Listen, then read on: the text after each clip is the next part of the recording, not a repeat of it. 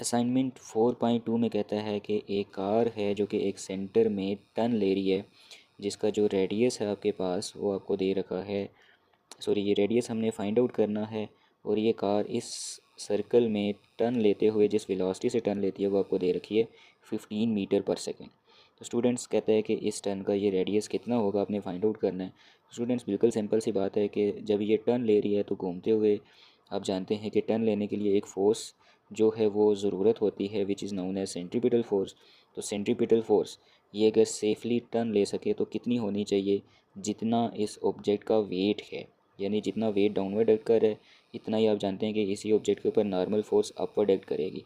तो अगर इस कार ने सेफ टर्न लेना है, यानी कि ये टॉपल ओवर ना हो, ये उल्टी ना हो जाए, तो तब ये सेंट्रीपिटल फोर्स इसको इतनी मिलनी चाहिए जितना इसके ऊपर नॉर्मल रिएक्शन फ़ोर्स इसके ऊपर अप्लाई हो रही है।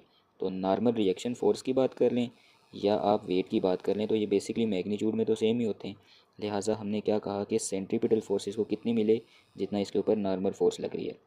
अब सेंट्रीपिटल फोर्स कितनी होती है, mv² upon r is equals to normal force. जब वेट बात ही की है तो हमने पुट कर लिया w is equals to mg, तो वही हमारे पास नॉर्मल फोर्स भी आ जाएगा mg।